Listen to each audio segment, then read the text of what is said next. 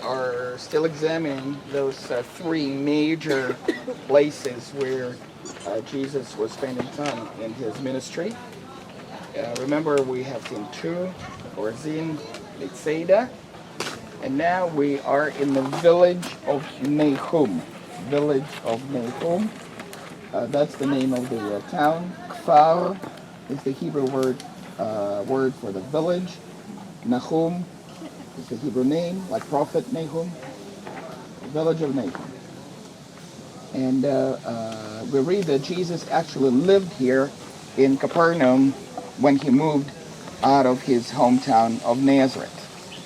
Why he particularly picked up Capernaum, this is what we would like to figure out.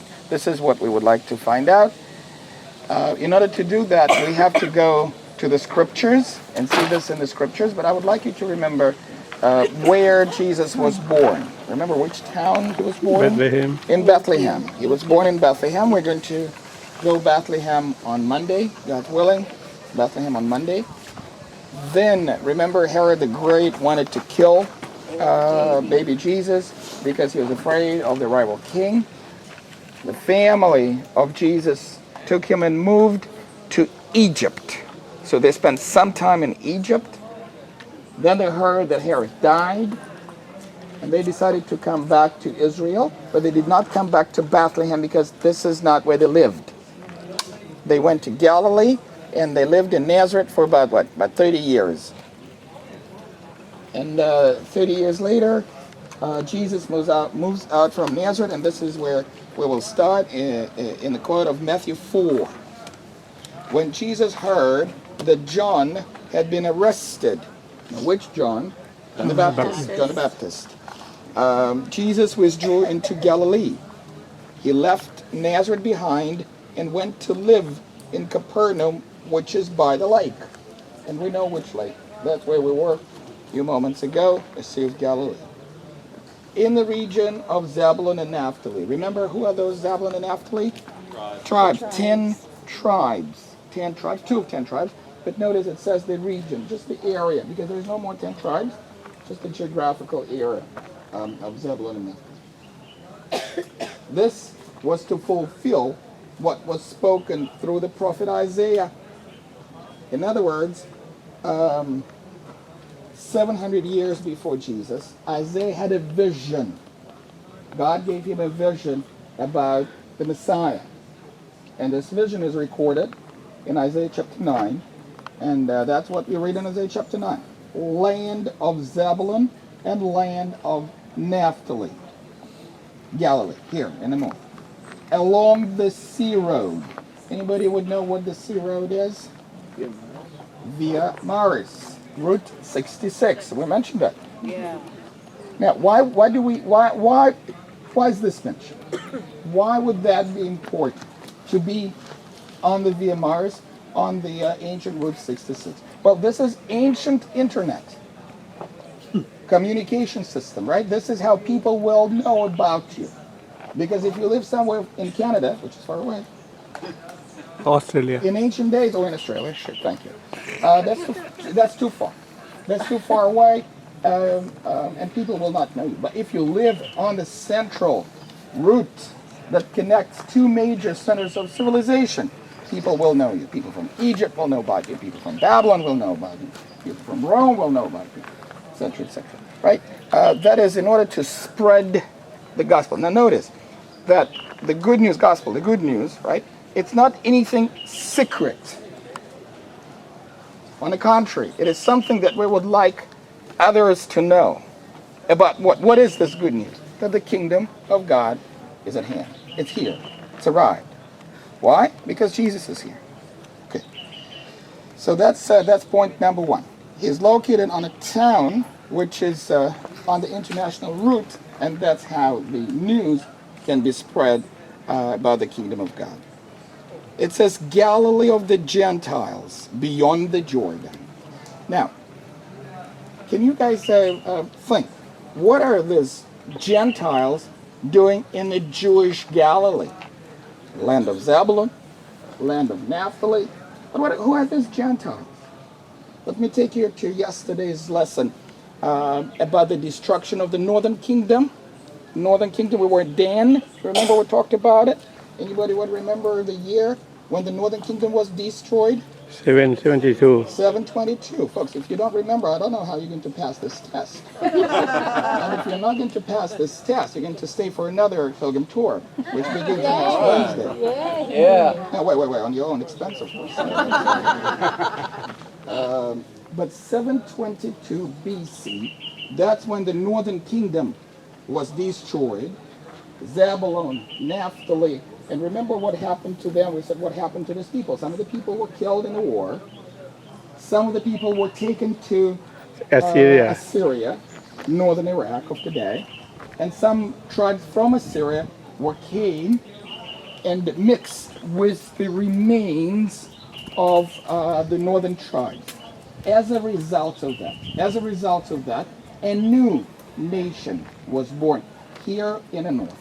The nation that the Bible calls the Samaritan nation. It's a nation. It's a new nation that was born, the Samaritan nation. And we know by the Samaritan nation from the New Testament. There's a number of episodes that we here we will deal with this. We will deal with the Samaritans, but that's a new nation. They have a new country, and what is even more important, they build a new temple. A new center of their religion. They built a new temple on Mount Gerizim in the heart of Samaria. We're not going to see Mount Gerizim. The temple is in ruins today, and we're not going to see the Mount Gerizim because we are not having a bulletproof bus. We're not going to go there. But what might be interesting to you that in the days of Jesus, there were more than a million Samaritans in this region where we are. And today, you might find that interesting, that today there is about 900 Samaritans. That's it. Not 900,000, but 900 individuals. That's what is left from that Samaritan nation. You might find it interesting how they called themselves. You see, we call them the Samaritans. Okay, but they don't call themselves Samaritans. Just like American Indians don't call themselves Indians because they're not. They're not Indians. They're Cherokee, they're Dakota, they're this, they're that, but they're not Indians. Okay, you might find that interesting. They call themselves true Israel. Why is that? Because they say we never left. We're the ones that we never left, always stayed here. The remains of the state. If they're the true Israel, you know what that makes me? Fake. The import. They would use another word. They would use the word bastard because they would say, well, the oldest Judeans, they went to Babylonian captivity. Who knows? They came back. We don't know you guys, so we are the true ones that are left. So there wasn't animosity between the two groups of people, the Jews, after the Babylonian returned, and the Samaritans. Okay. We know that Assyria was conquered in their turn by the Babylonian Empire. And we know that the Babylonians later on conquered Judah in the year 586. Remember Nebuchadnezzar? Hey, his name be forgotten. That's when the Babylonians conquered Judah. But then the Babylonians, in their turn, were conquered by the Persians. Persians are Iranians of today. By the way, you probably would remember the war of Iraq against Iran from 1979 till 1989. Do you know how many millions were killed in that war? Again, nothing new in the Middle East. There were conflicts before. That time, the Iranians or the Persians conquered Babylonians, the Iraqis. And they became a very powerful empire, and we read about this empire in the Bible. If you take the book of Esther, or if you take the book of Daniel, you're talking about the Jewish people, the history of the Jewish people in the Babylonian Empire. Okay. But then in the Persian Empire. But the Persians, in their turn, were conquered by the Greeks. You might remember the Greek king, Alexander the Great. Remember why was he great? Because he was a really short guy. Shorter, the greater, I think. 333 BC, the year 333 BC. This is when Alexander starts his campaign in the Middle East in order to fight his arch enemy, the Persian Empire. Okay? Very successful. Very successful. He fights very, very successfully. He conquers the entire Middle East, all the way to India. He goes all the way to India. He stops at Chinese border, not because he was not capable to capture China, but because his soldiers wanted to go home. They were tired. And so he decides to go home. He never made it home. He died mysteriously when he was young without heirs. So his empire was divided. What interests us is the Middle East, here, where we are. It was divided between two powerful generals, comrades of Alexander the Great. One was called Ptolemy. He established his dynasty in Egypt, in a city called Alexandria, named after Alexander the Great. Okay, and that's Ptolemy who established this Greek-speaking dynasty. He was the first one, hence the name Ptolemean dynasty. And the last representative of the Ptolemean dynasty, you know, the fellow, that was Elizabeth Taylor, remember? So Cleopatra was the last of that dynasty. That lasted for about 300 years. Okay. And Israel fell into the realm, into the kingdom of the Ptolemies. But not for a long time, because the Ptolemies were challenged by another general of Alexander the Great named Seleucus. And he established a dynasty named Seleucid dynasty. And the capital of that dynasty, of that kingdom, was in Syria, in a city called Antioch. And that's familiar to you from the New Testament. Why? Because in the city of Antioch, for the first time, the followers of Jesus were called Christians. Okay. So, the Seleucid dynasty versus the Ptolemean dynasty, they were the two strong kingdoms, and Israel is in between. Once we are under the Egyptian rule, the other time we are under the Syrian Seleucid rule. And that's when they put up the Gentile population here, mostly Greek-speaking, starting from Alexander the Great. We have this Greek-speaking people in our area. And the Greek-speaking people in our area were mostly settled in 10 cities that made a coalition, a loose coalition of 10 cities, which the Bible calls the Decapolis. You're familiar with the word polis? City? Yes. You're familiar with the word police, right? Okay, polis, the Greek word for city. And deca, you're also familiar? 10. Decade, 10. 10 cities. The coalition of 10 cities that are mentioned in the Bible. They're mostly located where we started our journey on the boat. Remember we pointed out the place where the demon-possessed fellow was? Okay? Now, remember the unclean spirits and this demon-possessed fellow? They cried out to Jesus to send them where? To the herd of pigs. And if there is a herd of pigs, we can make a conclusion.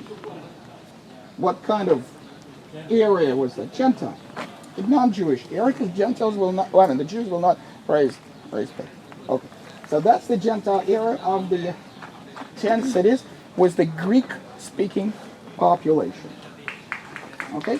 But because the Greeks were fighting with each other, they became weaker and weaker and weaker, so the local Jews were able to use this situation in a rebellion that is known to us as the Maccabee rebellion, rebellion of Maccabees, about 160 years before Jesus. 160 years before Jesus.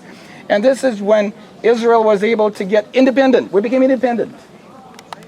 Not under the Egyptian rule, not under the Syrian rule. Israel became independent.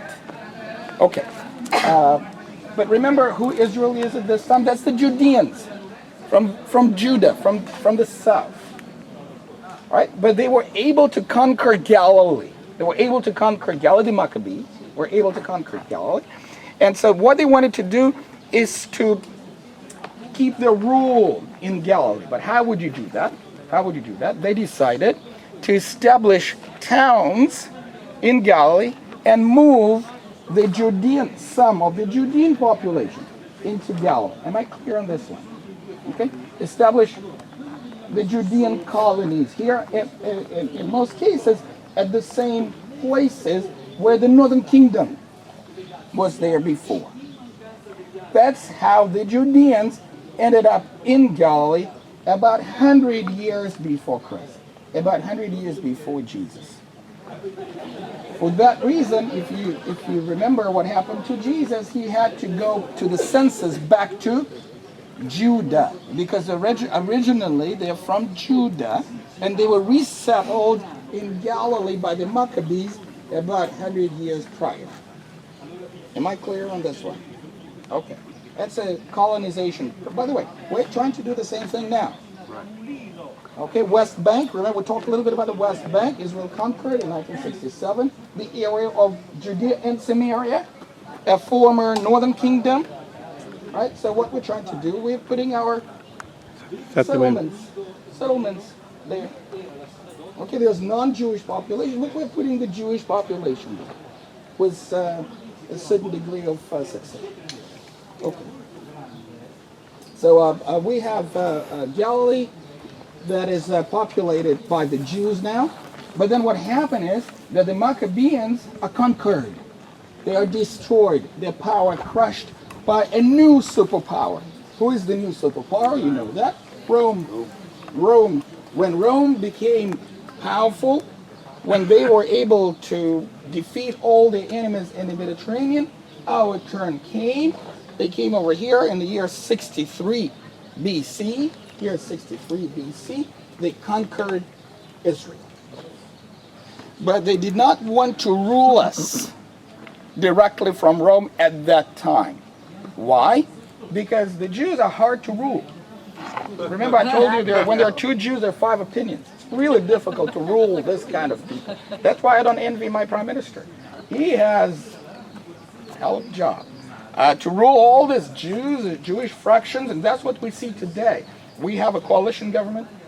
We have so many political parties that I'm lost in who is who. Okay, no, seriously, that's what it is. It's really difficult to govern. And that's why the Romans did not want to govern us. They found a guy who said to the Romans, listen, you don't have to bother. You don't have to bother with us. I will rule and I will give you a cut. Would that be good? They said, fine. Who was the guy? Herod. That was Herod the Great. Okay? So he started to rule somewhere around year 36 BC. 36 BC, he started to be ruled. We talked about Herod. But at this time, we also have the Romans that are living here as well. Can you name me a Roman from the New Testament? We mentioned some of them. Pontius Pilate. No, here. That live here in Israel somewhere. Paul was Roman citizen, but who are the Romans? Remember we talked about Cornelius, for example, right? Yes, the governors, Cornelius, there was a centurion here. So we have a number, right? A number of Roman characters in the New Testament. That's since the year 63 BC. Okay? All right. So that's the Galilee of the Gentiles. And Romans later on, after the time of Christ, later on they were conquered by the Arab Muslims. 700 years after Christ, they're conquered by the Arab Muslims. And since that time, since the 7th century, we have an Arab population in Galilee. Remember we were in Nazareth? Remember what kind of people live in Nazareth? What's that? Arabs. Okay? And you might be surprised to know that there's more Arabs today in Galilee than the Jews today. Okay? We have million Arab speaking population. Nazareth is the largest town, 100,000 about. And the Jews are only 300,000. Like Tiberias is the largest, probably was about 70,000. Okay, so there's more Arabs today in Galilee than the Jews. In other words, to a certain degree, today Galilee is the Galilee of the Gentiles still. Because we don't have enough Jewish population to say it's Jewish Galilee. You might be surprised to know that when the state of Israel was voted by the United Nations in 1947, two countries were voted in: Arab, Palestine, and Jewish Israel. Okay? Galilee was not part of Israel, according to United Nations decision of 1947. Why? Because the majority of the people that lived here were Arabs. I'll show you the map if I have a chance. You will see that most of the state of Israel, according to the UN division in 1947, was the coast between Tel Aviv and Haifa, where we were in Netanya. Remember this area? It was very, very small, according to that decision, because there were many Arabs in those days, majority. Okay. The people who live in darkness have seen a great light, and for those living in the shadow of death, the light has dawned. From that time on, Jesus began to preach, repent, because the